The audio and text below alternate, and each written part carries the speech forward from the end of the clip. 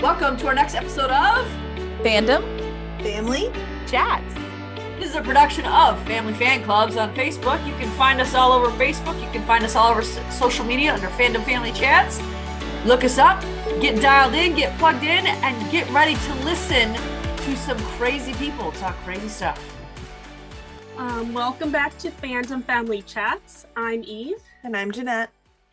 And today we are talking about Station 19, and a little later we'll get into Grey's Anatomy. So with Station 19, is it just me, or do you feel like everyone at the house is getting a heart-to-heart with Karina? I mean, definitely. Oh, baby thing. I absolutely love that Karina is always at the firehouse because I love her talks with everybody. Yeah, I'm loving it too because I'm like, wait a minute, she's had that chat with who was it last week? Ben. And then Vic. I'm like, wow, everyone's getting to hear all about hers and Maya's business. Yeah. Well, I mean, yeah. I mean, Corinna needs a lot of help. She's going through so much, and obviously Maya's making it really difficult on her. But yeah, her and Vic got to have some conversations. Poor Vic's stuck on desk duty and doesn't want to be. She was like, can I help you with that? And of course, Karina's like, no, she's like, no, please let me help you with that. She's so incredibly bored with all of it. Yeah, she hates desk duty. I mean, to the point where she was yelling at everyone, take me with you. I know.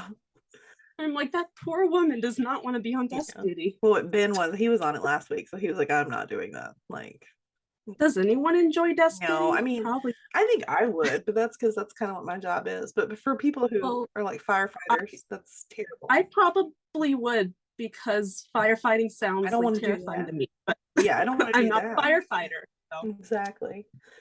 But thankfully, like, Vic was there, because Karina's, worried that she might be pregnant. And so Vic was like, I mean, we got pregnancy tests right here. Let's just take one. I wasn't sure. Like, again, I'm still not sure how I feel about Karina being pregnant. I want her to be. But then I also don't want her to be, just because of where everything stands. I don't want. But now that she's taken that pregnancy test and they just threw it away, I'm like, I know, though. Don't do that. I have to know. That I was like, now come on, you're not gonna tell us now. But I mean, I don't want her to be yet. I definitely want her to be, but I want everything else to get worked out. And like I said, I'm still holding out hope that we're gonna get Jack back and he can still be the baby daddy, because I really still want that to happen as well. I do not want that to happen. I need that to happen. Yeah. But I mean, Maya, more importantly, needs to be in a good place. I mean, Karina, like, she touched on this episode, that she's dealt with her whole family having mental health issues, and while she's good at it because she's dealt with that her whole life. Yeah, between DeLuca and her father, I mean, yeah. But she shouldn't have to. I don't want to see that life for her anymore. So I really wish, although I'm just really about done with Maya. So I don't know what to do about that, to be honest. I used to be kind of like, just not care about Maya. Like, I didn't love her, but I didn't dislike her. But I feel like and hate is a strong word, but I feel like I'm hating her more and more and more every episode. Yeah, I mean, I feel like in this case, it's deserving. I mean, she's getting worse and worse every episode. I'm not here for it. I mean, I'm not in favor of it. Like, there's nothing. I mean, normally I would be able to see both sides, but it's just, I feel like it's so black and white here. Maya is completely wrong. And she doesn't even, I know I've said this in past recordings, but she doesn't even see it. No, and I mean, she's not going to. I feel like she's not going to at this point. And it's not just Karina that's noticing this. I mean, like, Andy noticed last week, and now, she got to go out on this crisis one call with Ben, and Ben's picking up on, like, things that are happening. I mean, I know he knew Karina's side already, so I mean, he was trying to offer some help, but Maya's not having it. I mean, she wants help from no one at this point. Yeah, it's all about her, and everyone else is wrong. Yeah. And like Ben said, she's bringing it into Crisis One. Mm-hmm. Like, you want to screw up your life and your marriage? I mean, okay, but don't put that on other people. Yeah, and I mean, I don't know. I did enjoy, like, I don't know. And I mean, she's projecting everything. And like, I will say, I enjoyed this Crisis One call just because, I mean, Kitty's hilarious when she's drunk. I mean, she's absolutely obnoxious, but I'm here for it every time because I think it's so funny. I love seeing an obnoxious drunk. Yeah. It's funny. But Maya's like projecting that whole time, like, you know, thinking that Kitty's like being abused by him and all these things. And I'm thinking to myself watching it, probably if anyone's being abused, it's Dick, because I mean, she's like outrageous here. Yeah, I feel like anyone with a clear head would have been more willing to step back and look at the bigger picture, but because, you know, Maya's going through stuff and, you know, her head is just so set on, you know, abuse. She's like, okay, this is what it is. Yeah. I mean, I'm not surprised that she went there. Well, I mean, but at I the same understand. time, I was like, yeah, don't bring that into your work. Maybe, you know, let someone else handle that. Yeah. I mean, you can't project your own childhood traumas and issues that you had onto this, because I mean, you don't know if it's the same situation, and it's definitely not in this case. I mean, we find out that, I mean, for like a mini second, and I can't believe I'm even going to say this, but for like a little tiny second, I was feeling really sorry for Dick, because I'm like, man, Kitty is like talking down to him and being absolutely terrible to him. Quickly, I got over that, and I felt bad for him up until the point when he was talking about how, you know, they were wasting their time and he's going to defund Crisis One. I'm like, never mind. Okay, well, there he is. Never mind. I don't feel bad for you. No, not anymore. But I mean, it was a little, I mean, what a toxic relationship. I mean, like, was it a vase she threw at him, or a glass, something that cut him in the head? She threw something against the wall and it hit him in the head. I don't remember if it was a vase or like her wine glass, but I mean, she got him real good. Yeah. And it was just back to like, then they were all lovey-dovey with each other. I'm like, this is about the most toxic relationship I've ever seen in my life. Yeah, I've been watching Tell Me Lies. Like, well, I know what abusive relationships look, or I have an idea, and that looks like it. Yeah, that's true. Never mind, that's not the most toxic relationship. Amanda's not here to defend Steven. That's the most toxic relationship ever. But we digress. Well, she can yell at us as she listens to the podcast. It'll be fine. Oh, but I mean, just in all of the information they're finding out, you know, Maya, you can see her little head, it's just spinning that, you know, oh, we're going to use this for Travis to win mayor. But like, you know, Ben said, I mean, you can't. Like, you're a medical professional. They're treating them. Like, by spreading this, I mean, you're risking the whole program. I mean, like, if they found out that you're telling things that are happening on the call, like, this program isn't going to survive. And I feel it's really disrespectful, especially since, you know, this whole program is, you know, Dean's baby. Yes. And they were so, you know, right after his death, they were so gung-ho on, you know, making this, you know, letting this continue because of him. And like, you're going to put this whole program at jeopardy so that your friend can win mayor. And I don't even think it's about that, because I mean, at this state that she's in, I don't think she even like really cares that much. No, I don't think Travis. It's just about Maya just wanting to cause problems, and I mean, it's a mess right now. Yeah, she doesn't care about Travis at all. No. The only reason she put that out there was because, you know, she just wants, like, she's hurting, so she wants to hurt people. Yeah, I think that's exactly what it is. Because I don't think, I mean, that's not that I mean, I kind of wanted it to get out somehow, because we definitely want Dixon to lose the race and we want Travis to be able to use this. But, you know, her telling everyone at the firehouse about this, and I mean, even the others, you know, Ben's going right behind him like, nope, cannot use this. And even Vic, of course, I mean, it's Vic, you know, just like, Can't we though? Like, so and then Travis is like, no, maybe no, but can we? And then they were trying to debate on if, what if somehow it got out by accident, and I'm like, how would you make it get out by accident? No, I mean, I honestly hope they don't, because I think it puts the program in jeopardy, and I don't want to see that happen at all. Yeah, I hope they end up not doing that, because that will make me very disappointed in Travis. Yes. I can see Vic trying to do that, but Travis has a lot more scruples than that. Yeah. Well, I think even Vic, once you think about, like you said, that it be in Dean's program, she would be like, okay, no, we can't risk this. But I don't know, Travis this week too, though, cracking me up with like that huge questionnaire he was supposed to be filling out to try to like gain support of the union or whatever. I mean, just a mess. And all the questions, like they said, what they say, something about government. Have you ever held office? And he was like, did he say student government? Like, I can't remember what position he said. Something in student government. I don't remember if he said secretary or treasurer. But then he said that he was impeached. He was impeached, and I was like, you can get impeached from student government? Like, what did he do? Exactly. Like, I really need to know what Travis did to get impeached from student government, because it must have been real bad. Yeah. I mean, on paper, both Travis and Vic look like the worst candidate and campaign manager like ever. But it's just so fun to watch. Mm-hmm.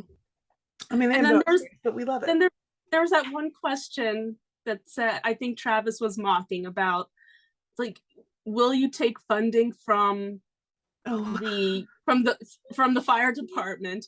And he was like, yes, I would absolutely do that. Who would say that? I was like, well, I think Dick would. I mean, Dick might say that. I think Dick would say that, and I'm pretty sure he would mean it. Mm-hmm. Yeah. The past few weeks, we've really only been getting one big call every week. So that was kind of getting me thinking, are we going back to Crisis 1? But we did get 2 calls this week. We did. We got a pretty big one. Oh my gosh. Now, as soon as I saw it, I was, well, the whole call, first of all, was very, very Ferris Bueller. That's what I thought too. Taking Dad's car out, except for now it's an electric car, which remind me to never buy an electric car, because that's like a new fear that just unlocked in me now. Because I did not know that was a thing, but as soon as Andy said, hey, don't move this car yet, I was like, maybe you want to listen to the firefighter? Yeah. That's the suggestion. Which it sounds like Dad had made some modifications. So I'm sure just if you don't make modifications to your electric car, maybe it's okay. I don't know, but that made me nervous. But the dad, he cared about the car, and that was it. He didn't care about his kid. I felt so sad for him. Just the way Robert, I don't know, I like Robert more and more. The way he was watching the whole situation go down, and just, you could tell he's such a good guy, and just feeling so sorry for the poor kid that just has, dad that's not even worried about, like, are you okay? Like, no, he's just worried about the fact that I get it, okay? Somebody takes out, like, one of my kids takes out my nice car, wrecks it. Cool, I'm gonna be angry. But first and foremost, we're gonna find out if you're all right. And then when I know you're okay, we're gonna talk about, like, what's gonna happen for you, like stealing my car. Let's be angry later. Yeah. Let's save that for home, maybe. Yeah. I mean, your first thing should be like, you're concerned about their safety, but he definitely wasn't at all. So my sister, she always watches before me. And she texted me and said, why does Travis always have the best lines? He does. And I was like, I haven't watched yet, but I'll let you know when I have. And then as soon as it got to this part, I realized this is what she was talking about. Because at one point, Andy and the dad were fighting. Andy was telling him, hold off, you need to wait. And he's like, okay, listen here, sweetheart. And then in jumps Travis. Actually, it's Lieutenant Sweetheart. I loved that. I love that man. Who talks to people like that? Like, even if she's not a lieutenant, like she's a firefighter. Like, she's a professional, like, it's like person here. Like, to call her sweetheart when you don't know anything about her, It's like, that's disgusting. I get that you're not in, a traditional office, but this is her place of work. Yeah. She's the professional. She's telling you her professional opinion, and you're just standing there saying, "Listen here, sweetheart." Like, Well, no. especially because it was in a demeaning way. Like, I mean, I've been through a drive-through where somebody's, called me honey or sweetheart, and I don't get upset. I'm like, that's sweet, it doesn't bother me.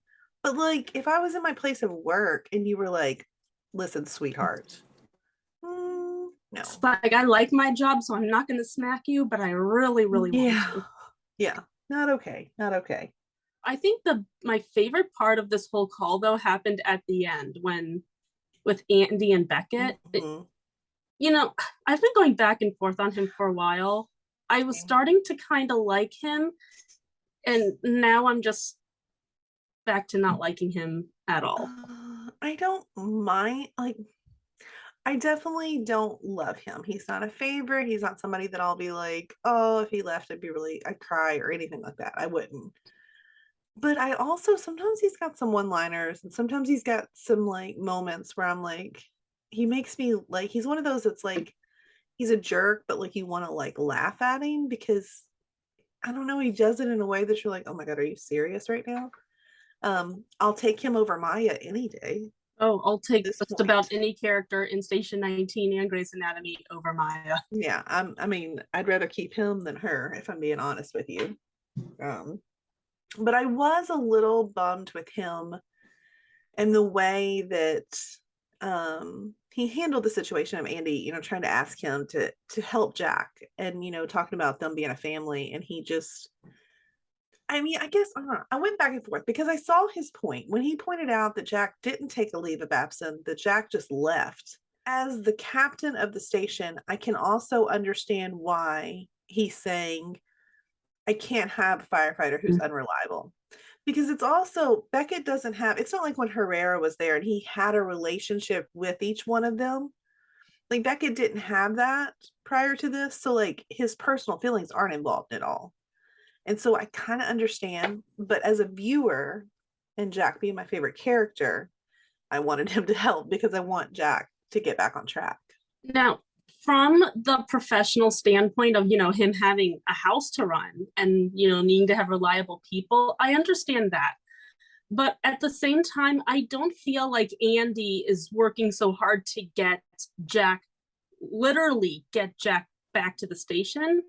I think what she's working towards is getting him, back to, himself. Mm-hmm. Yeah. And Beckett just does not care enough about that, which, I, like you said, he doesn't have that relationship with Jack like Pruitt did when he was there. But if you have a whole station full of people who are, voicing their concerns over how, rough things are going for, a former teammate, then I don't know. I feel like the humane thing to do is, support them in figuring that out. He doesn't have to be the one to go to Jack and fix everything, but the fact that he just wants everyone to stand by is just irking me. Yeah, no, I agree completely. I did like Andy with her muffins that she was bringing over to everybody that no one liked. The chia seed muffins that are supposed to be healthy. I was like, Andy, that's sweet. Nobody wants those muffins. Well, that's not, I mean, like, I don't feel like that's the way to win him over. Like, bring him some like good donuts or something like instead. But she was trying, but of course, she showed up at Eva's house to do that and he shot her down. Which then she took her muffins back and her smoothie back and was like, no, like, then give me these. And I do think we're moving in the right direction, though. I do think that, after Eva, I mean, God, she talked to Jack so terribly in this episode. Like, I mean, I understand that, like, I figured they weren't going to be some big love story, but like, you act like you don't even like him the way you're talking to him and you're sleeping with him. So like, I don't understand that, I guess. It was very awkward. Every interaction they had was so awkward to the point where, Like I felt like I was standing right there in that room with them, and I was like, I want to leave.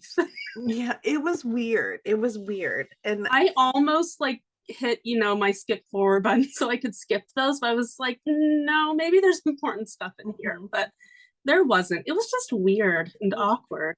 it was weird. And I mean, just the way how you just left that. How many weeks has it been since like that hole's in your ceiling? You just leave it? Like, Yeah. isn't it Seattle where it rains like every single day? Like, how does that work? Well, only several months out of the year. But yet still, it's like, why do you want to live that long with, a tree in your house?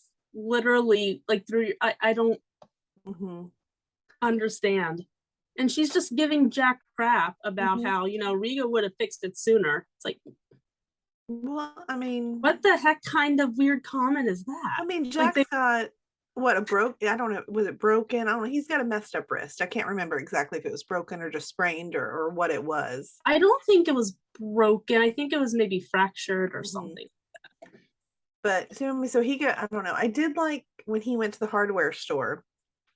Not that I liked, that person getting injured. But I liked that we saw Jack, like when that person got injured, he snapped right back into action.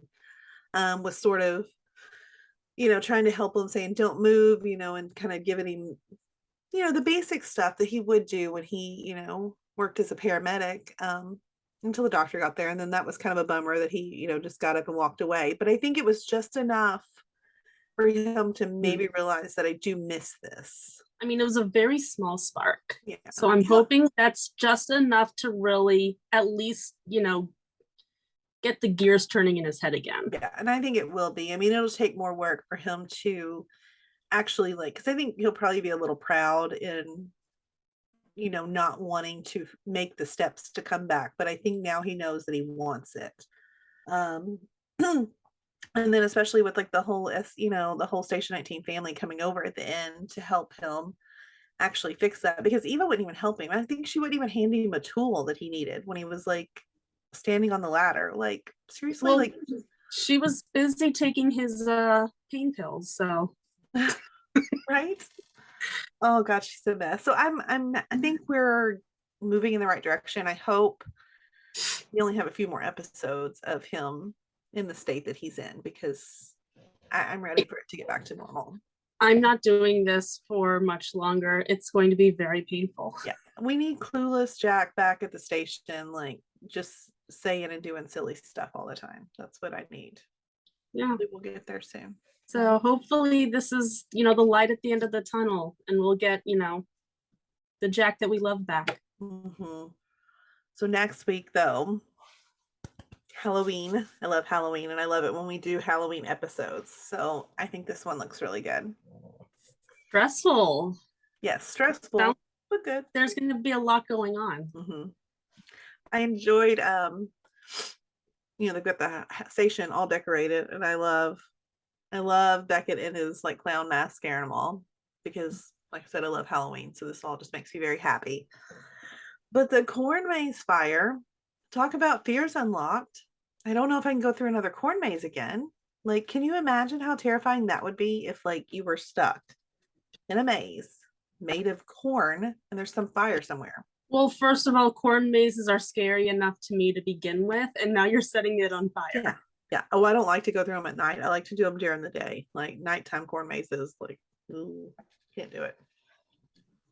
But maybe we're going to see Maya kind of have a good episode. It looks like she's kind of going to be a little heroic, climbing the top of that Ferris wheel. And I guess I didn't quite catch why she was doing that. I'm guessing to get a look at where everyone is and try to figure out how to get to them. So maybe we can be done with all of her nonsense too. I don't know. It seemed like she was, in trouble. Like, something's going to happen to her. So my hope is that she's going to be okay. Yeah. But that it's going to kind of make her finally see reason. Yeah. Yeah. I mean, maybe, I don't know what it will take to make her act better, but I hope whatever it needs to happen happens in this episode. But I think that's it for Station 19. So now we get to talk about Grey's Anatomy, which was a super fun episode. That obviously had some very adult topics. The episode itself is titled "Let's Talk About Sex." So this is what we did in the episode. I have to say, until this moment, the weed cookie episode has always been my favorite, the funniest. Not anymore. I think this one like takes the cake now. Like, I laughed so hard at so many different things in this episode. I laughed and I cried. I got everything. It was so good. It was so good. And I mean, so the best thing about this episode, Bailey's back, which was amazing. And she's, wanting to give a sex education talk to the students from Tuck School, and she's roping all the interns into helping her. And they were not excited. They were not as excited as she hoped they would be. Mm-hmm. But they were pretty excited when the doors opened and voila. Addison Montgomery. There's Addison Montgomery. Then they were interested. Mm-hmm. Who wouldn't be? Joe was probably the most starstruck, and I loved him. Yeah, because I remember the last time she was there, I think all I can think of is the actor's name, Jake.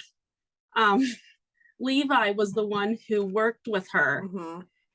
And I remember Joe being really jealous. Mm-hmm. And then Joe's just standing there being so starstruck. Yeah. And then Addison is like, oh yeah, I heard about you from Levi. I thought she was going to pass out. Yeah. What was it? She even said something about Levi, and she was like, do you remember, she said something about meeting him. She's like, unless you didn't like him, and then I hate him. Like, I mean, she was just making sure she was on Addison's good side. Well, she is still mad at him probably. So, I mean, she didn't have to reach too far down. Yeah. But one of the funny, I mean, when they first start, obviously none of them want anything to do with this. Lucas got out of it because Addison almost let the cat out of the bag, though, with, she jumped right in with, saying that he's Derek's, I don't know. She almost said hello to him, like, oh my gosh. I can't remember exactly what she said, but it was clear that she was getting ready to call him a shepherd, right? She didn't let the cat out of the bag all the way. Like, she just went over to him and said, almost did, yeah. Like, it was a more friendly greeting, and then he kind of jumped in and made it more like they'd never met before. So so that was enough for him. He was like, I'm out of here, which left the other ones to help out. And watching them at first, just reading the scripts, just like so boring. And I mean, obviously I'm bored, the kids watching are bored, everybody's bored. I wanted to go home. Yes. Watching this episode, I was like, is it gonna be like this the whole time? Because I think I want to turn this off and go home too. But they they were obviously just doing whatever Bailey had written up, because I think they were a little afraid that they couldn't go too far with the conversation, they'd get in trouble. And they're not yet at the part in their careers where they feel like they can take their own personal liberties or whatever. So I can see why they were just set on reading the script, but it's like, come on guys, you gotta liven it up somehow. And they did finally, when all the attendings got pulled away and they were sort of left on their own. They were this is the part that gets that's gonna really embarrass Maureen when she's editing this. But Jules, with her changing the conversation with the whole who wants to know where the clitoris is, and of course hands shot up, like everybody and all of their faces, I mean, immediately intrigued by where's this conversation going. Jules, and they knew they had their attention then. I loved it. Yeah But I mean, in all seriousness, I mean, obviously the topics they were covering were very, I don't even know what the word is, but they were very blunt about what they were saying. But now, if this was like a 13, 14-year-old kid, I don't think I'd want anybody giving them this discussion. But these kids look like they're like seniors in high school, okay? Got their attention. And I actually didn't think it was a bad way to go about this, because they were throwing in good stuff in there too. I mean, they talked about, well, they handed out condoms, and that was a whole an Oprah, you get a condom, so that was fun. which is, that's good. They demonstrated how to put on a condom, which that was also funny. Benson was the one that had to do that, right? Yeah, which I thought it was just so perfect that Benson is the one who was tasked with. Made sense. He was the only guy in there right now, but he was definitely uncomfortable with it at first anyway. I mean, they had the conversation about, porn and, how that's not real life. So, I mean, these were topics that I feel like they weren't bad topics to discuss with these teenagers. There's things they needed to be, and it was done in a fun way to where they were actually paying attention. So they probably did retain some information. Yeah, it was fun, and it was also very respectful. Mm-hmm. Yeah. Like, hey, we're going to have fun, but this is the information you need to have. Yeah. This is what you have to know. Exactly. And I loved it. And I loved when they needed to bring in like a couple or someone else to come in there. And at first, Jules went to ask Link to come do like a little presentation with her, and he was just like, no way, like this is like sexual harassment, like we're not going to do this. In Link's defense, that was a very terrible idea. Yes, that would have been for awful. Her to ask Link to do that after that whole are you stalking me outside of the locker room fiasco. It's like, why would she think to ask him? Of all the couples that exist at Grace Sloan, she goes to Link first. Yeah. And they tried to ask Maggie and Winston. Well, what she asked Winston. He was just a hard no. He was just like, yeah, no. And he walks away. I'm like, well, I guess that's that. Well, was it Nick that earlier in the episode was telling Winston what was happening? And I laughed so hard at this too, because he said the interns are making a sex video. And Winston was like, a what now? He was like, a sex education video. And he was like, that's an important word to keep in that sentence. Like, that makes it totally different. It's like, what kind of program are we running here? Exactly. But so that left them with Teddy and Owen, which at the state that their relationship was in, just watching them come in, because it was, going to be a discussion about consent and things like that. And they did a good job. They seemed very angry as they were discussing it at first. But they taught, about the different erogenous zones. And what cracked me up is just some of them, when Teddy's listed them off, like back of the knee and all this stuff, Owen's like, really? And I'm like, how long have you guys been married? Oh, and like, you haven't figured this out yet. So I don't know. Not even married. Like, they've been together for much longer than they've been married for. So and I mean, Owen, know this stuff? Owen, you're like what is he, probably like 50-year-old man, like 45 to 50-year-old man. Like, I feel like you should know some of this by now. So it was obviously educational for him as well. So like, this worked out. You made a baby together. You should know these things. You would think so. But it was fun. And even when, Joe and Bailey come back in, I think at first Bailey was a little like, whoa, where has this conversation gone? But I mean, I think they all realized like this actually might go viral, which is what they wanted to happen. So I don't know. I loved that finished product. I thought it was really cute. Mm-hmm. And I think it was Richard, he was like, and what am I pointing to again? Like, we'll put the words in later. I mean, it was just so funny just watching them like do their little dances. They're making a TikTok, so it was fun. It was a lot of fun. If you want to get kids' attention these days, you got to do TikToks. Yep. That's how it goes. Mm-hmm. And I think this is giving Bailey a way back in, which I am so happy about, because I said I don't want her to come back as chief. Love Bailey, but I like Meredith as chief. I want to keep her as chief. And so now Bailey wants to open the clinic back up, and like she's going to do some hours in the operating room, but mostly the clinic, and she's going to dedicate it to just reproductive health and educating like people and stuff. So I really love this. And I did love what she said about leading into that. Was, I can't sit idly by while my daughter doesn't have the same rights as her brothers. Yeah. Which is the serious part of the topic that they had to touch on. And I thought that one line pretty much said everything. Yeah. And I mean, that was yeah, I'm happy with how they're bringing Bailey back. I think this is like the best way. Yes. to bring her back. Like that clinic is something she's always been really passionate about.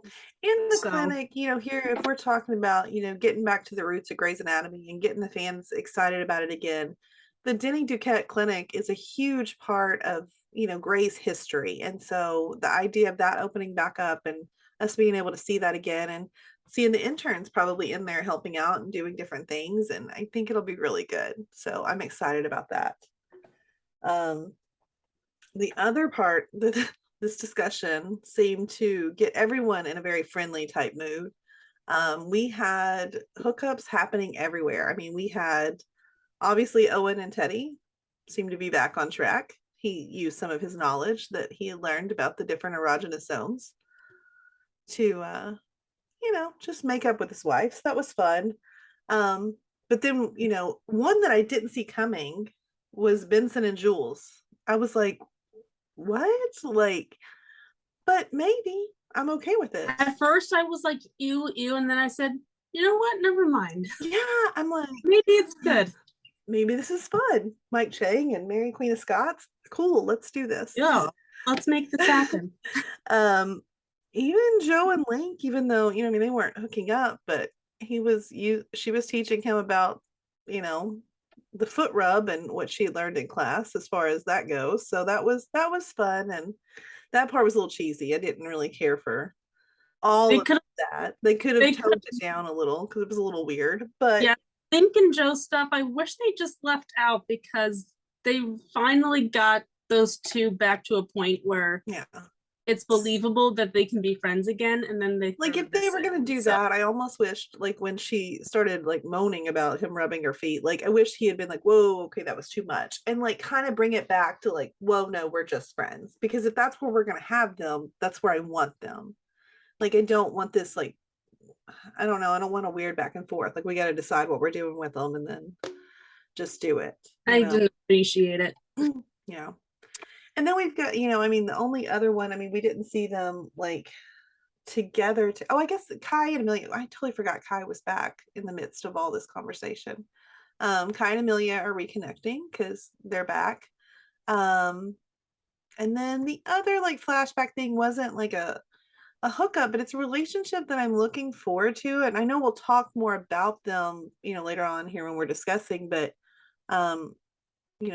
Lucas and Simone seem to have a good episode, and we might be leading into something there possibly.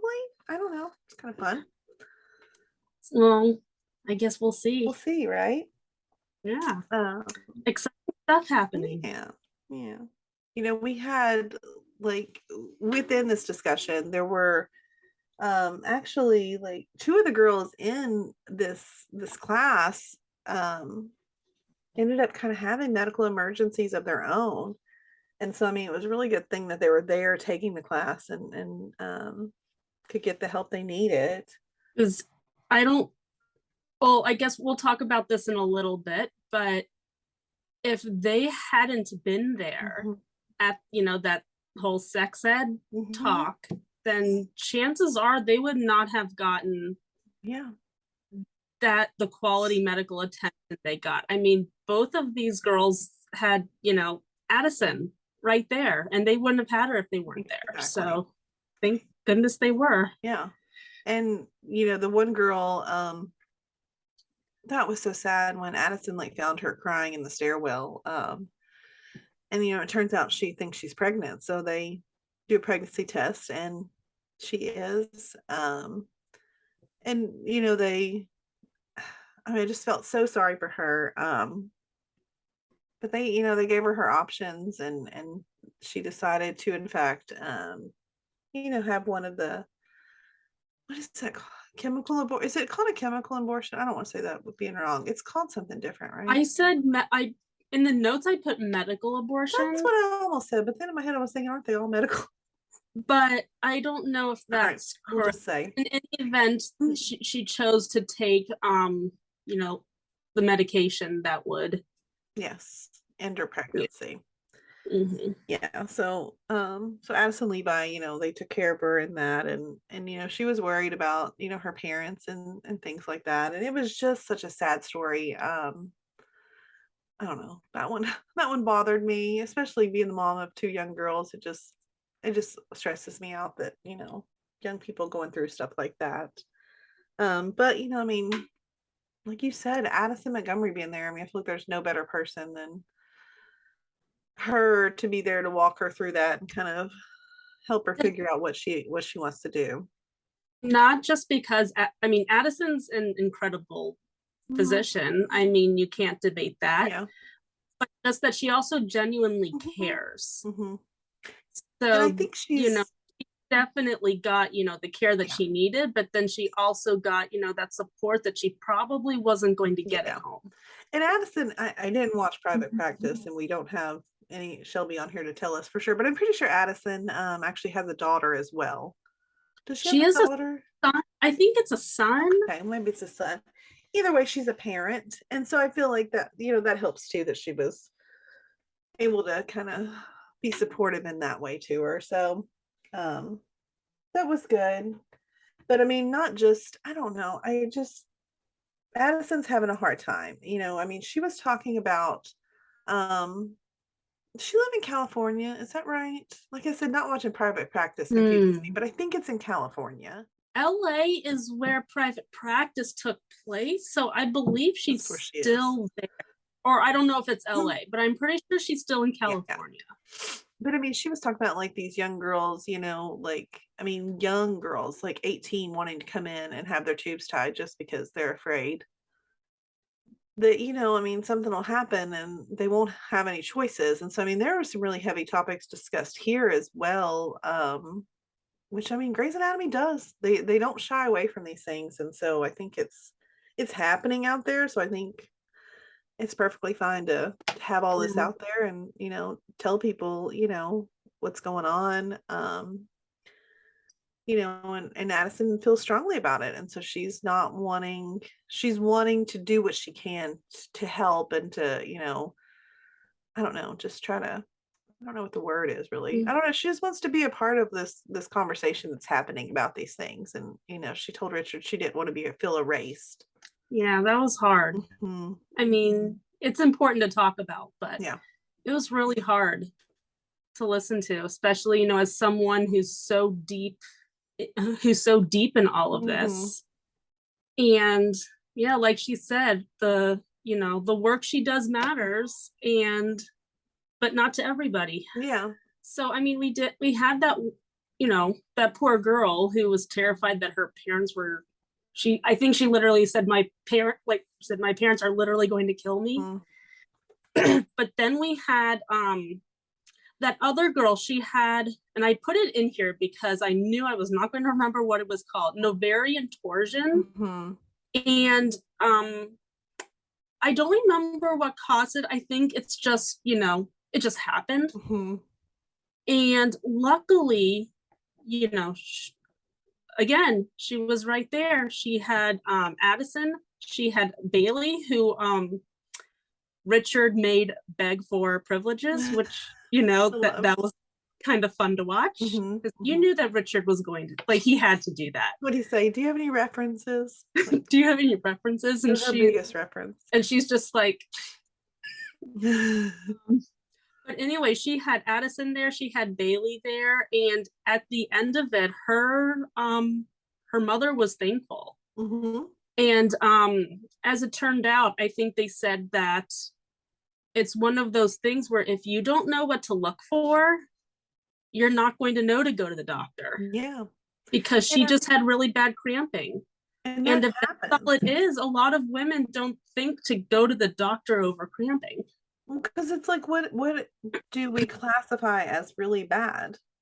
I mean, what do you, like, that's, that's, I feel like what's bad to one person may not be as bad to the next. So like, now granted, if you're an adult, as adults who, have been through many, many cycles. Yes, I would know. Like, I would know what feels normal and what doesn't, but this girl was, 16, 17 years old. You've probably only been doing this for a few years or so anyways. Obviously, she's not going to think that it's abnormal. If she's going to her mom and telling her mom, hey, I'm getting cramps, mom's going to say, oh, that's normal, you're supposed to get that. Yeah. My goodness. Now I'm gonna be terrified. Like on a scale of 1 to 10, tell me how bad it hurts. Like we're gonna have to, I don't know, that's just scary. Granted, when I was, 13, 14, if you asked me how bad it hurts, I would have said at a million. Yeah. But, I was 13 years old. I mean, I didn't know better. Exactly. That's why it's so scary, because it's like I'd never even heard of this. And I mean, definitely if you don't know what to, I guess when in doubt, just ask your doctor, So, but then we also, so we mentioned before, Lucas got out of that whole sex education discussion because he got called to the pit and he was out of there as quick as could be. But he didn't have it so easy. I mean, it was kind of a rough episode for him and Simone both. Yeah, he came across Simone's grandma, and as soon as I saw her in the ER, I was like, oh boy, this is gonna be an episode. Yeah. I mean, the poor woman, she's there, because her daughter's supposed to be giving birth. And I mean, we all know who she is already. So we know that Simone's mom died, and she's just, which I think they had already given us hints that she was probably suffering from Alzheimer's. And that was confirmed this episode. But I am glad that we already knew who she was, and this was not the way that they introduced her, because I don't know how I would have felt about that. Yeah.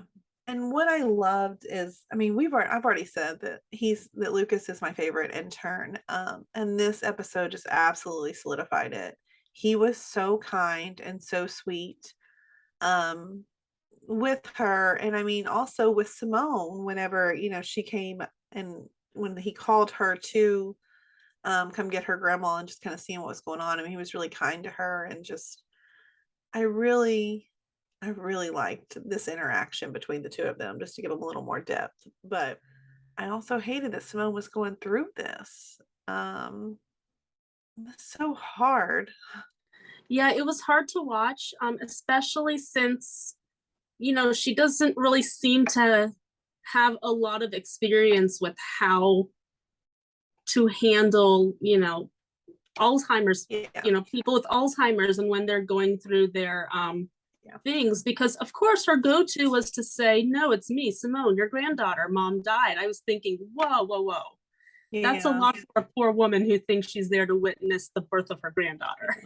Which, I mean, I know that, like, I feel like I've heard different things different times of whether you're supposed to stay in their fantasy with them or whether you're supposed to, I mean, I don't know. I've heard conflicting stories on that, but I mean, it does differ from person to person. Like with my grandma, like after my grandpa died, she was constantly asking, where'd he go? When is he coming back? Yeah. And at some point it's just kind to, tell a white lie. Yeah. So well, in my grandma's case, we didn't want to keep reminding her every, 5 minutes, he died. Like in this case too, where you saw when she was telling her the truth, she was obviously getting very agitated and very upset. So obviously that's not the reaction you want, because that's just going to scare them and make them, hurt more. But Meredith got to step in, and I don't know. I know we've been comparing Simone, like that we've been trying to compare the interns to who we might, but I think there's a little bit of Meredith and Simone as well. And I think this storyline is going to show that too. But Meredith helped her, and Meredith, kind of gave her advice on how to do things. And even when Simone was saying, like, I don't think I can do this, I don't know, what to, and she's like, you'll figure it out. I mean, she was like, you sort of have to. It was one of those, like, you won't have a choice, and so you'll have to do it, and you'll figure it out. So I enjoyed that a lot. Yeah, that was a nice little chat that they got to have. Yeah. Outside. So I don't know, they're really doing a good job of mirroring the early days of Grey's without without copying it exactly and really shoving it in our face. Mm-hmm. So, good job, writers. Right. And yes, we're very happy this season. And we got our the interaction, like I was speaking of before, between Lucas and Simone. I think they really bonded this episode.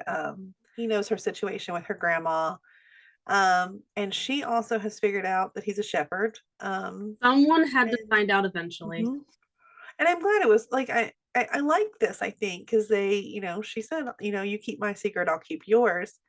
And like I mentioned, I mean, I think by the end of the episode, you could kind of see it might even be more than a friendship brewing between the two of them. We might have a little bit of a romance. Which I'm excited for because I knew we were gonna, I mean, Lucas is the hot intern, so like he was gonna get hooked up with somebody. And at first I thought maybe it would be Jules, but now like I think I like the idea of Simone much better. Yeah, I'm liking where it's going. Yeah. I thought that, it would go a little bit further, but then that just kind of ended. I was like, I kind of like that. Yeah, I like they just kind of ended it there because I don't know. It's leaving us excited about where it's going next. Yeah, a little bit of a slow burn. We love a slow burn. But speaking of secrets, I mean, I don't know if it was truly a secret that Zola, it wasn't a secret that she was super smart. That's never been a secret. But we found out this episode, I mean, she's like actually gifted, like Maggie level gifted. I mean, she was doing some insane puzzles. Yeah, and like like Amelia said, I feel like I'm watching the US Open. Yeah. So obviously, and she's surrounded by, she has Nick there and Kai and Amelia and Maggie, and they're all sitting there amazed. So it's leaving me thinking, this girl's gotta be gifted. Yeah. And I mean, especially like when Kai saw it, because this is something that Kai does with like, because they do all of those kinds of cognitive puzzles within their research and their experiments and stuff. And so the fact that they were so impressed with Zola, I think that was really telling. And Maggie too, because I mean, Maggie, at first they weren't even talking about Maggie being as smart as she was in this conversation. And as they were talking about it, I even was thinking to myself, like, wait, was it Maggie like the one that was like graduated high school way before her time and things like that? So I'm glad that we touched back on that she experienced the same things when she was younger. I thought it was, I personally thought that Meredith was going to be pleased to know that at least now she has an answer as to why maybe this is why Zola isn't wanting. And why she's having the panic attacks and all those things.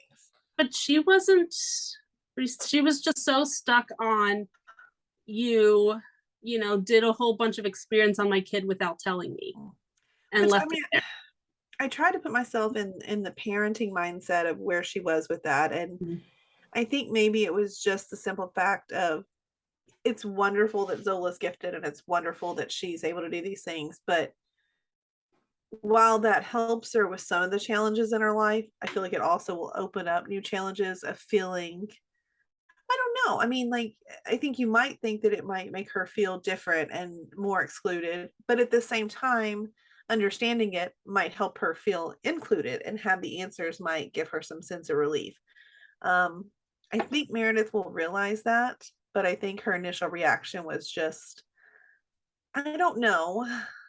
I don't know why she was feeling so protective, but as a mom, I think I can understand it, even if I'm sitting here thinking, I know that doesn't make sense, but I might react the same way at first. You know what I mean? Like, I don't, I think she'll come around. I mean, obviously, like, the child's like having these panic attacks, and this is where her interest is. I mean, she's wanting to do these things, and she's obviously really good at all of this stuff.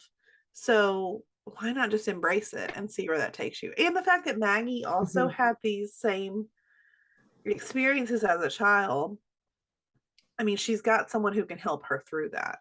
Yeah, so I don't know. I guess I'm just hoping that as time goes by, she's going to be a lot more receptive. Like, okay, that was my initial reaction. I was really upset, but let's really dig into this now. Yeah. So hopefully she does look more into the whole gifted thing, because gifted kids who aren't identified and given, the resources they need tend to do poorly in school. Because they're not challenged. Yeah, they're not challenged. And, but well, hopefully we'll see what happens with Zola. I hope all good things here. Nothing but good things for Zola. She's been through everything. Which I was thinking, it's actually just popped in my head. I love it when this happens. So Meredith is only supposed to be, or not Meredith, Ellen, I guess Ellen/Meredith is only supposed to be in so many episodes this season. I wonder if there's going to be some sort of program for Zola, like that she has to go with her to for this like gift for like maybe more testing or to figure out exactly what she needs like as far as like being gifted. So maybe that'll be what takes her away. I don't know. Possibly. Because I think they said only like 9 episodes or something this season. 8 or 9. Like I don't yeah, it's not very exact many. number. Yeah. Less than half. Yeah. But we'll see. And next week, same as Station 19, we've got a Halloween episode, which I love. Yeah, it'll be fun. Yeah. So it took me the preview, it took me right back to when, you know, Owen did that whole that whole training I forgot about with that. the interns back when, you know, April went insane over trying to help all these dummies, Yes. dragging them all over the place. I forgot all about that. So it looks like instead of that, they're going to be practicing on like cadavers. Mm-hmm. Yeah. So I don't know if we're trying to do a zombie-like episode. Loved Meredith. Happy Halloween. So I loved it. So peppy and funny. But I don't know what they're supposed to be doing with the cadavers. Like I couldn't completely tell because I mean they're obviously dead, so you're not like trying to I don't know, but maybe just practicing the different like surgeries and things. But I think it's gonna be fun. Yeah. I'm loving all the intern centric episodes. So like I think it'll be good. It'll be good for sure. Oh, there's also though a person that looks like they're trying to jump from the roof. Although in the preview it didn't look like the roof was they didn't look like they were that much higher than that's why I did a little question mark there because you have everyone standing there like no, don't. Like is he just standing on top of the ambulance? Because if that's the case, like Link, you're a strong guy, just catch him. Do you think? I mean, I don't know. It just seemed kind of silly. But yeah, you're right. So maybe he's not jumping. It didn't seem maybe like something. It didn't seem like he was the person was too far up. So I thought it was just a camera trick at first, and I was like, "Where is he?" But maybe it's not he's jumping. Maybe there's something else that they're yelling no about. Maybe he's got a gun. Maybe I don't know. You know. But he's doing something that they're all freaked out about and they want to like stop. They got to keep us guessing. So, so we'll just have to tune in next week and find out. Yeah, it should be good. I guess that's it for both of our shows. So, you know, make sure to check out all of our socials. You know, we do lots of fun stuff on there. Come check out our Facebook group. It's Grey's Anatomy, Grey Family Fan Club. We do both Station 19 and Grey's Anatomy stuff in there. Make sure you're subscribing to our podcast. Do that now if you have not already. Let us know your thoughts, your feelings, your ideas. You can always leave comments, things like that. And then make sure to come back for our other episodes. Sunday nights are our Fox nights. So that's when we talk about 911 and The Resident. Tuesday nights are All Things One Chicago. That's we've got that. And then again on Wednesdays, when you're getting this, we'll be talking about Station 19 and Grey's Anatomy. So make sure to check those out and we'll see y'all soon. Bye. Bye. Loving our content? Subscribe to our YouTube channel and don't forget to share our podcast with your family and friends. We want to continue the conversation with you. You can find us on Instagram, Twitter, or TikTok under Fandom Family Chats, or one of our ever-growing Facebook groups by searching Family Fan Club. We've also launched a website, Family Fan Club 2021 at wixsite.com. You can email us there and keep checking it for announcements and merch coming soon. And of course, be sure to tune in every week for new episodes discussing all your favorite shows.